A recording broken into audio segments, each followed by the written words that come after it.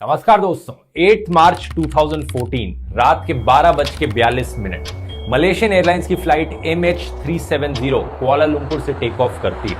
इस फ्लाइट को जाना है बीजिंग। इस फ्लाइट के अंदर 227 पैसेंजर्स बैठे हैं, 10 फ्लाइट अटेंडेंट्स हैं और 2 पायलट्स इस प्लेन को उड़ाने लग रहे हैं। एक तरफ है कैप्टन जहारी अहमद शाह, 53 साल के, one of the senior most captain Malaysian airlines के, बहुत ही एक्सपीरियंस्ड है। दूसरी तरफ है फर्स्ट ऑफिसर फारिक हमीद, 27 साल के हैं। ये इनके लिए एक ट्रेनिंग फ्लाइट है। इस ट्रेनिंग फ्लाइट को कंप्लीट करने के बाद ये फुली सर्टिफाइड हो जाएंगे एक पायलट बनने के लिए। ये फ्लाइट करीब 20 मिनट तक उड़ान भरती है सही दिशा में और रात के 1:08 पर यह फ्लाइट मलेशियन कोस्टलाइन को पार करके साउथ चाइना सी के ऊपर चली जाती है, वियतनाम की डायरेक्शन। जहारी रिपोर्ट करते हैं कि प्लेन का लेवल 35,000 फीट पर है। सब कुछ नॉर्मल चल रहा है। इसके करीब 11 मिनट बाद एयरप्लेन पहुंचता है वियतनामीज एयर ट्रैफिक की ज्यूरिसडिक्शन के अंदर। इसी रीजन से जो कुआलालंपुर का एयर ट्रैफिक कंट्रोल है वो रेडियो पर कहता है मलेशियन 370 कॉन्टैक्ट हो ची मिन 120.9 गुड नाइट। इसके जवाब में कैप्टन जहारी आंसर करते हैं गुड नाइट मलेशियन 370। सुनने में ये सब कुछ नॉर्मल लगता है और है भी ये नॉर्मल इस पॉइंट ऑफ टाइम तक, लेकिन ये जो शब्द थे कैप्टन जहारी के, ये आखिरी शब्द थे जो इस एयरप्लेन से सुनने को मिले। उसके बाद इस फ्लाइट का कोई अता पता नहीं चला। ये मलेशियन एयरलाइंस की फ्लाइट अचानक से गायब हो जाती है और ये घटना बन जाती है दुनिया की सबसे बड़ी एविएशन की mystery. Breaking news tonight, a Malaysia Airlines flight MH370 Flight MH370 disappeared en route to Beijing. 70, we are ready, requesting flight number 310 to Beijing. Malaysian 370. Flight MH370 ended in the southern Indian Ocean.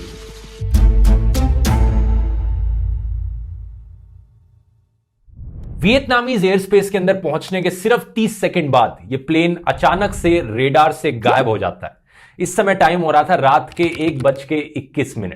Kuala Lumpur के air traffic control वाले इसे notice नहीं करते और जब करते हैं तो उन्हें लगता है कि ये जो प्लेन है ये हमारे रेडार की रेंज से बाहर निकल चुका है और वियतनाम की एयर स्पेस के अंदर चला गया होगा, तो कुछ अनयूजुअल नहीं है। जबकि दूसरी तरफ वियतनाम में जो एयर ट्रैफिक कंट्रोल वाले थे वो देखते हैं कि MH370 उनके एयर स्पेस में आया है, लेकिन अचानक से रेडार से गायब हो जाता है। प्लेन से वो कम्युनिकेट करने की कोशिश करते हैं लेकिन दूसरी तरफ से कोई जवाब नहीं आता। बार बार कोशिश करने के 18 मिनट बाद वियतनामीज कंट्रोलर्स कुआलालंपुर को बता देते हैं कि MH370 अचानक से गायब हो चुका है।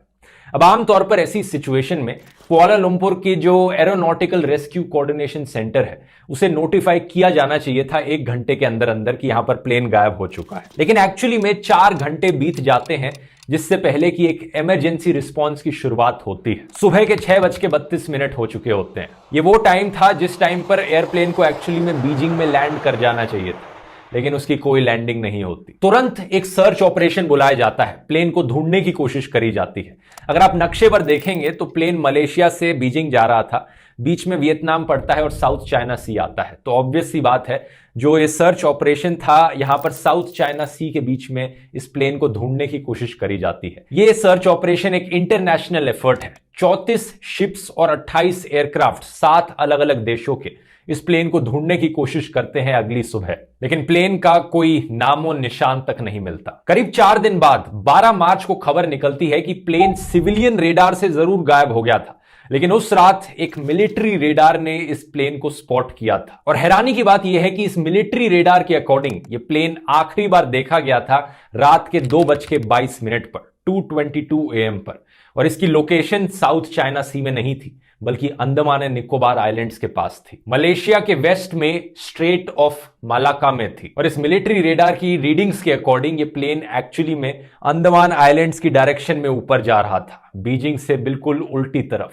इस खबर को सुनकर हर कोई हैरान रह जाता है। ये प्लेन आखिर गया तो कहां गया?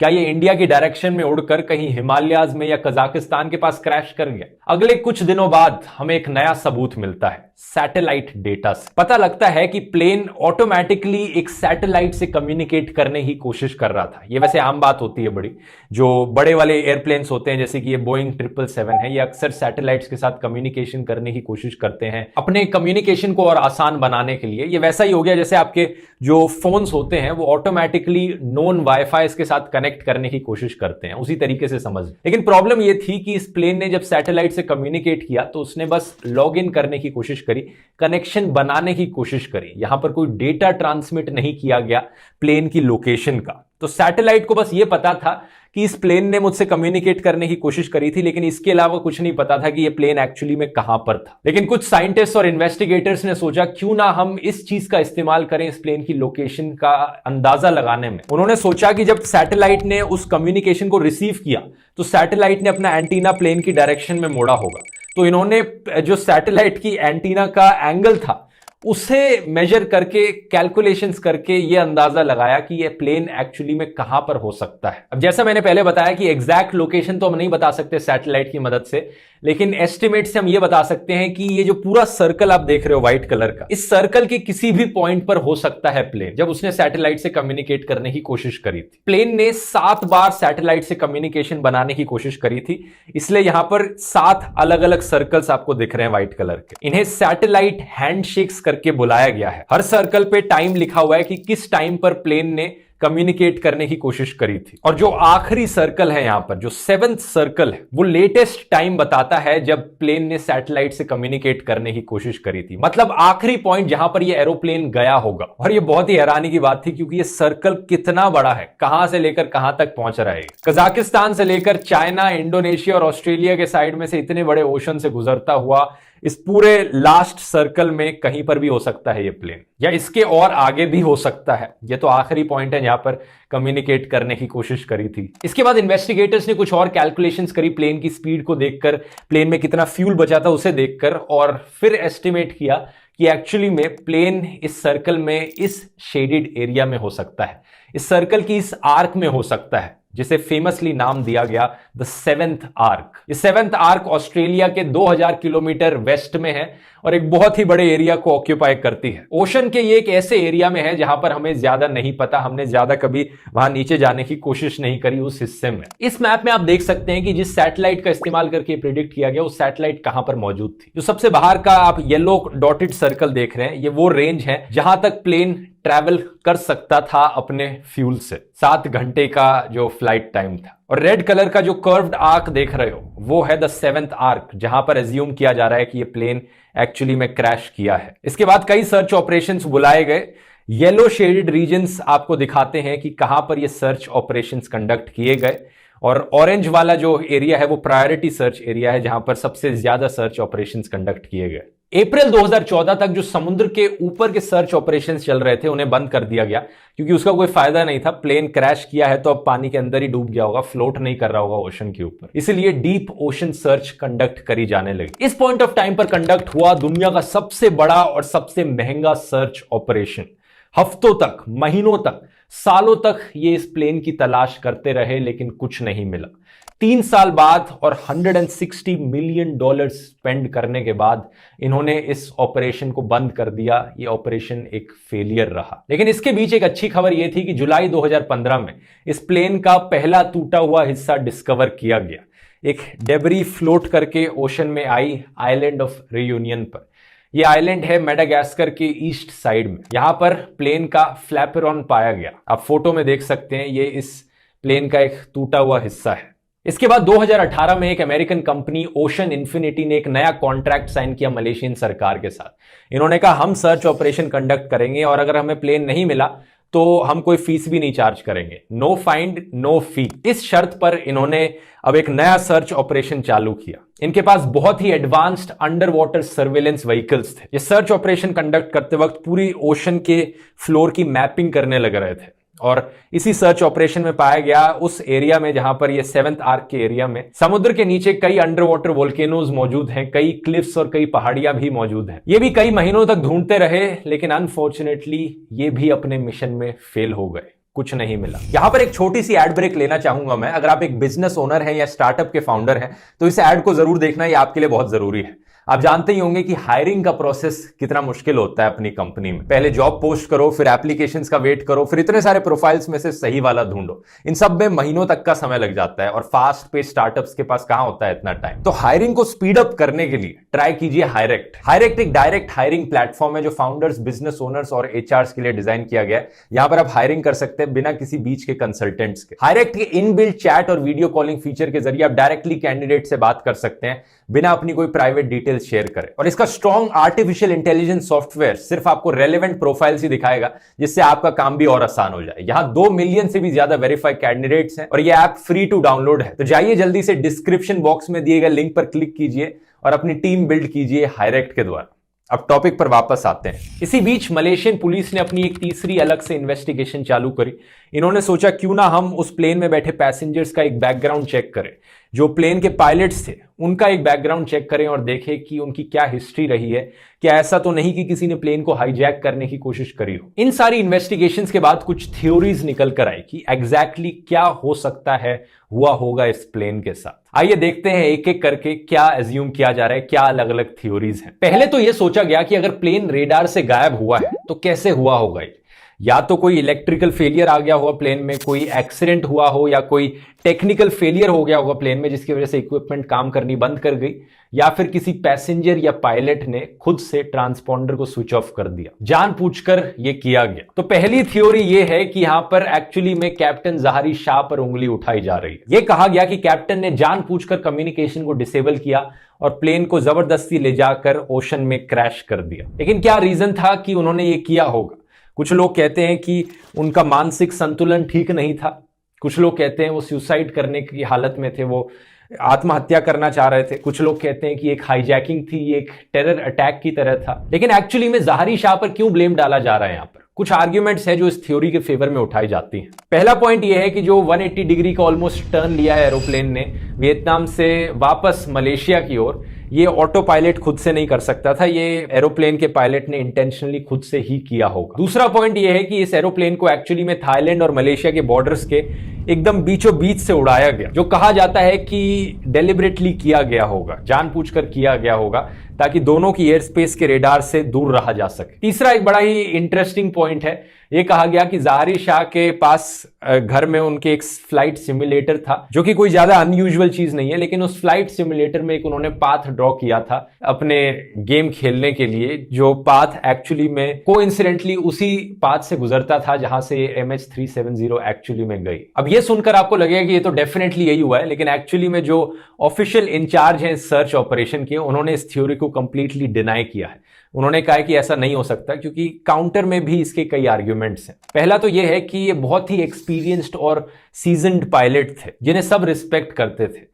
ना तो इनकी कोई फैमिली प्रॉब्लम थी, ना इनकी कोई इकोनॉमिक प्रॉब्लम थी, ना इनका कोई पास्ट में ऐसा बिहेवियर रहा था, तो कोई रीजन ही नहीं है इन्हें शक करने का। अगर एक पायलट आत्महत्या करना चाह रहा था, पूरे प्लेन को क्रैश करना चाह रहा था, कोई तो साइन वहां पर दिखना चाहिए था उनके बिहेवियर में या जिंदगी में कहीं पर, लेकिन ऐसा कुछ भी नहीं दिखा। इसलिए दूसरी थ्योरी जो उठाई जाती है वो ये है कि कुछ और हाईजैकर्स मौजूद थे प्लेन पे, या कुछ टेररिस्ट मौजूद थे जिन्होंने एक्चुअली में ये किया होगा। जब ये दूसरी थ्योरी उठाई गई तो प्लेन में मौजूद 2 पैसेंजर्स पर शक गया। पहले पुरिया नूर मोहम्मद मेरदाद और दूसरे दिलावर सईद मोहम्मद रेजा। ये 2 ईरानियन बंदे थे और इन पर शक इसलिए किया गया क्योंकि ये दोनों फेक पासपोर्ट के साथ ट्रैवल कर रहे थे। एक के पास एक इटालियन बंदे का चुराया गया पासपोर्ट था, दूसरे के पास एक ऑस्ट्रियन बंदे का चुराया गया पासपोर्ट था।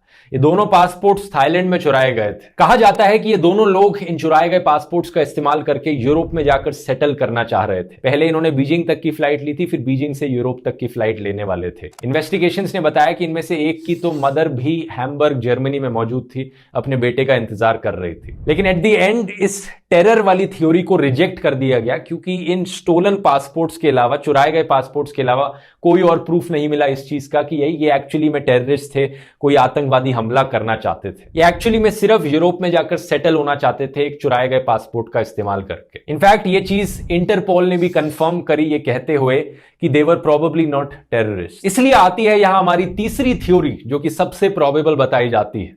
कहा जाता है कि एक्चुअली में पैसेंजर्स और जो क्रू मौजूद थे MH370 के अंदर, वो ऑक्सीजन की डेफिशिएंसी की वजह से बेहोश हो गए, इंक्लूडिंग द पायलट्स कैप्टन ज़ाहरी अहमद शाह और उनके को पायलट, वो भी अनकॉन्शियस हो गए। पूरा प्लेन एक्चुअली में बेहोश हो गया और ऑटो पायलट पर चलता रहा। ऑटो पायलट में भी कुछ टेक्निकल मैल फंक्शन हुआ, लेकिन बेसिकली ऑटो पायलट तब तक चलता रहा जब तक प्लेन में फ्यूल खत्म नहीं हो गया और ये प्लेन फिर धीरे से जाकर समुद्र के अंदर क्रैश कर गया। अब एक्चुअली में ये ऑक्सीजन की कमी कैसे हुई होगी, इस पर अपनी अलग थ्योरीज है।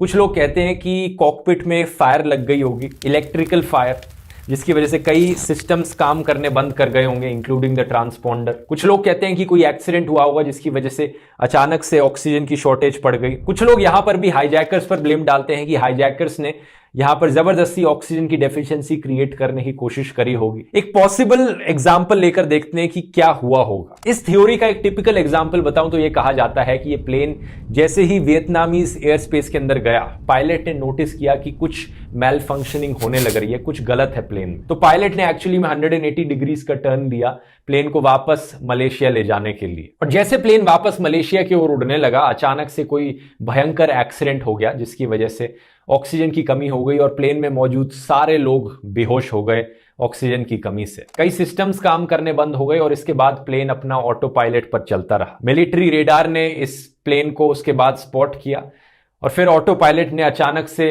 साउथ की डायरेक्शन में मोड़ ले लिया और ये नीचे जाता रहा इंडियन ओशन में और ऑस्ट्रेलिया से करीब 2000 किलोमीटर दूर जाकर समुद्र में क्रैश कर गया। शुरुआत में कई और थ्योरीज उठी थी इस प्लेन के बारे में कि जैसे एलियंस ने इसे गायब कर दिया होगा या फिर किसी यूएस मिलिट्री ने इस प्लेन को शूट डाउन कर दिया होगा और इसे छुपाने की कोशिश करी जा रही है, या फिर रशियन प्रेसिडेंट पुतिन को पता है इस प्लेन की लोकेशन, या फिर इस जगह पर एक नया बर्मुडा ट्रायंगल बन गया होगा। ऐसी कई थ्योरीज उठी थी, लेकिन ऑब्वियसली वो लाइकली नहीं है इतनी। अब कई साल बीत चुके हैं इस घटना को हुए और आज 2022 में जाकर दोस्तों फाइनली कुछ ऐसा प्रूफ आया है जो हमें बता पाए कि ये प्लेन एक्चुअली में कहां पर हो सकता है। सिर्फ 1 महीने पहले की खबर है ये दोस्तों। रिचर्ड गॉफरी, एक रिटायर्ड एरोस्पेस इंजीनियर, क्लेम करते हैं कि वो इस रहस्य का राज अब जान चुके हैं। इन्होंने अपनी कैलकुलेशंस करी कुछ रेडियो वेव टेक्नोलॉजी का इस्तेमाल करके। Richard Godfrey combined data from British Inmarsat satellites, figures from Boeing, Australian oceanographers, and new WhisperNet amateur radio wave technology. I've been tracking back through the data, and out of that tracking MH370, I'm sure they will be able to find the aircraft. अब इस technology को समझाना इस video के लिए बहुत detail हो जाएगा। ये बहुत ही कॉम्प्लेक्स टेक्नोलॉजी है, लेकिन कोई नई टेक्नोलॉजी भी नहीं है। बेसिकली इन्होंने रेडियो वेव्स की रिफ्लेक्शन का इस्तेमाल किया है एरोप्लेन के पाथ को प्रिडिक्ट करने के लिए। WSPR, weak signal propagation reporter, ये एक ऐसी टेक्नोलॉजी है जो बेसिकली रेडियो वेव्स के रिफ्लेक्शन को कैच कर पाती है।